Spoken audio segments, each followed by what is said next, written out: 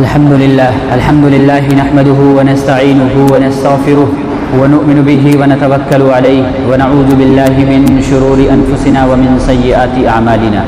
من يهده الله فلا مضل له ومن يضلله فلا هادي له، ونشهد أن لا إله إلا الله وحده لا شريك له، ونشهد أن سيدنا وسندنا وشفيعنا وحبيبنا ومولانا محمدا عبده ورسوله صلى الله تعالى عليه وسلم. قال الله عز وجل في القرآن المجيد: أعوذ بالله من الشيطان الرجيم، بسم الله الرحمن الرحيم، كل نفس ذائقة الموت ثم إلينا ترجعون. قال النبي صلى الله عليه وسلم: الدنيا سجن المؤمن وجنة الكافر، أو كما قال عليه الصلاة والسلام. صدق الله العظيم وصدق رسوله النبي الكريم، ونحن على ذلك لمن الشاهدين والشاكرين، والحمد لله رب العالمين. محترم بزرگوں اور دوستو، اللہ رب العزت کا احسان ہے کہ اس نے ہمیں اور آپ کو جمعے کی مناسبت سے یہاں جمع فرمایا اور کچھ کہنے اور سننے کی توفیق عطا فرمائی. ابھی میں نے آپ حضرات کے سامنے قرآن مقدس کی بہت ہی مختصر ایک آیت اور نبی پاک صلی اللہ علیہ وآلہ وسلم کا فرمان مبارک پڑھا ہے. انہی دونوں کی روشنی میں انشاءاللہ آپ حضرات کے سامنے کچھ باتیں عرض کرنی ہیں. اللہ تبارک و تعالی نے فرمایا: کل نفس ذائقۃ الموت ثم الینا ترجعون، کہ ہر جاندار کو موت کا مزہ چکھنا ہے، ہر ذی روح کو مرنا ہے اور اس دنیا سے جانا ہے. ہر جاندار اس دنیا سے جائے گا اور اس کو اللہ تبارک و تعالی کی طرف لوٹ کر جانا ہے.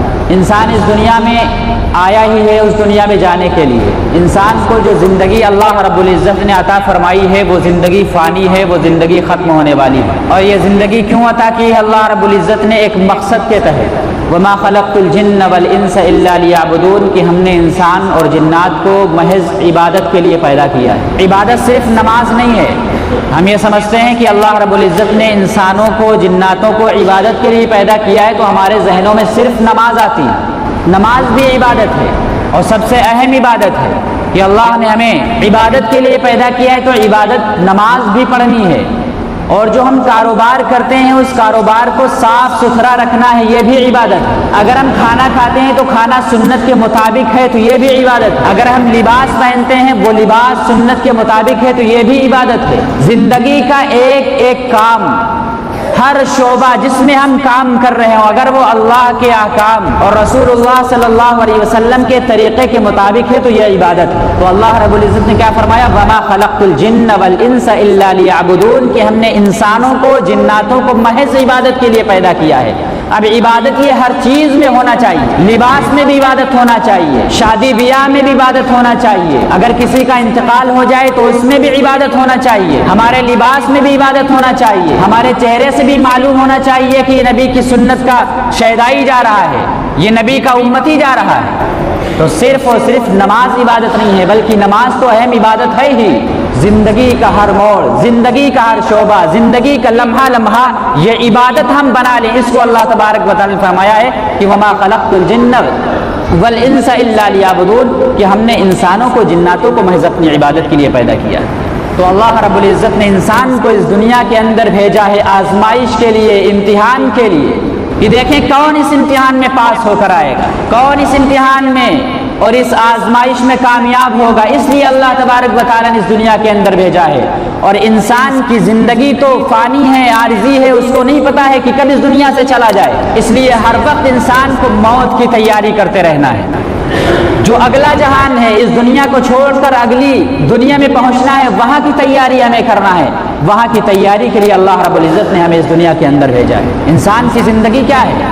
ہوا میں رکھے ہوئے ایک چراغ کی طرح ہے. جس طریقے سے ہوا میں ایک چراغ رکھا ہوا، بس ہلکے سی ہوا کی ضرورت ہے کہ وہ چراغ بجھ جائے.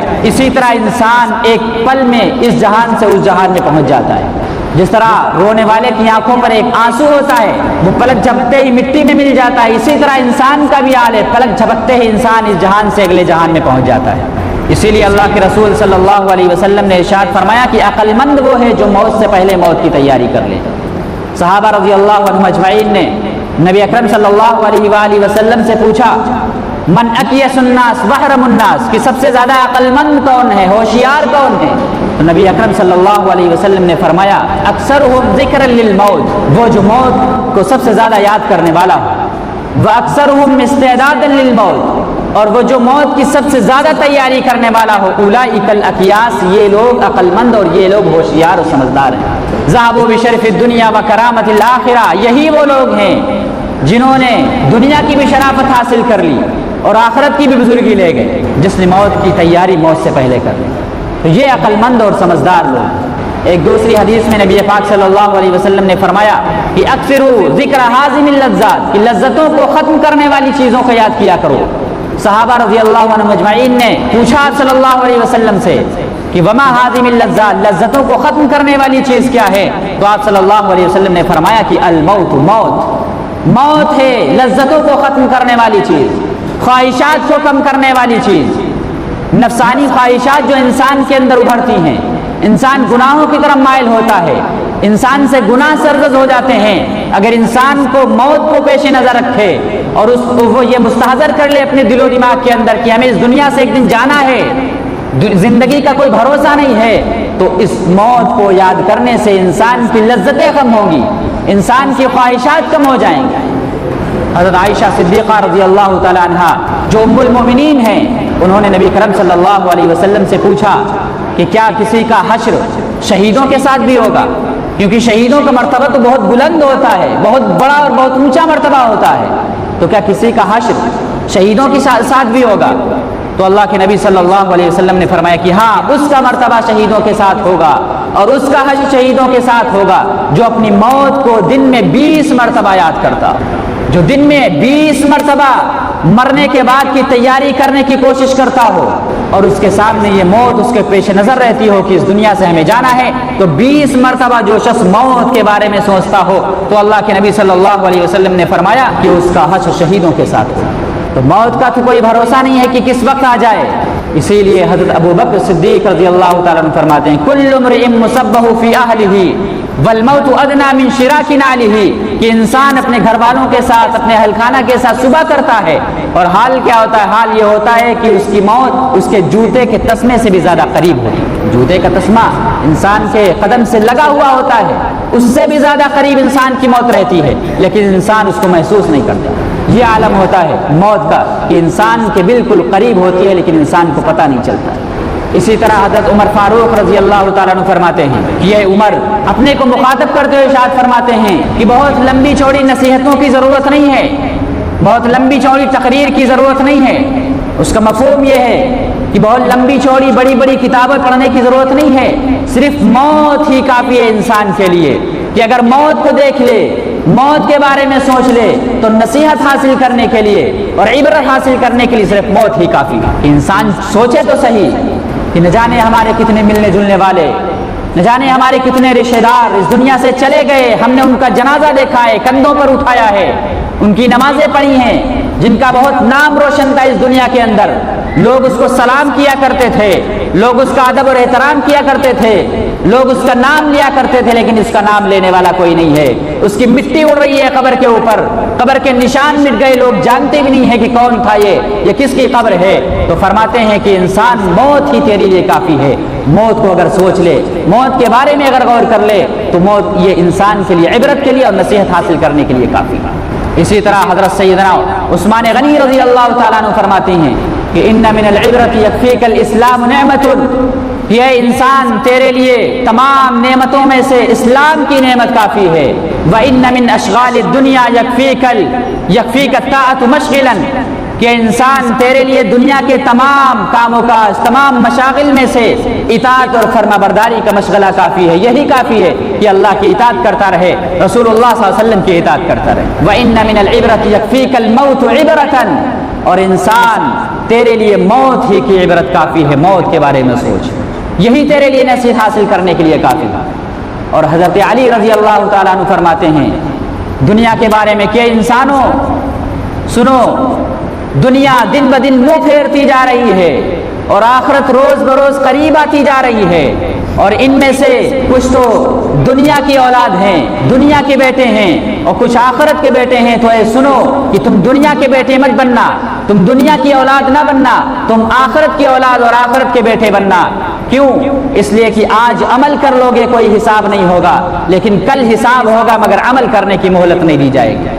اس لیے انسان جب اس دنیا کے اندر آیا ہے تو ایسے اعمال کرے جس سے اللہ تبارک و تعالیٰ خوش ہو، کیونکہ آج تو کوئی حساب لینے والا نہیں ہے، لیکن جب کل مرنے کے بعد وہاں پہنچو گے تو وہاں عمل کی مہلت نہیں ملے گی، وہاں تو صرف حساب دینا ہوگا جو تم نے دنیا میں کیا تھا۔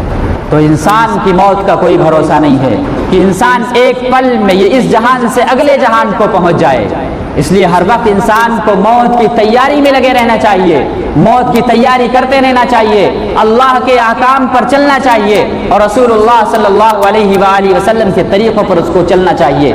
یہی انسان کی اس دنیا کے اندر تیاری ہے کہ اللہ کو خوش کر لے، رسول اللہ صلی اللہ علیہ وسلم کو راضی کر لے، یہی کامیابی ہے۔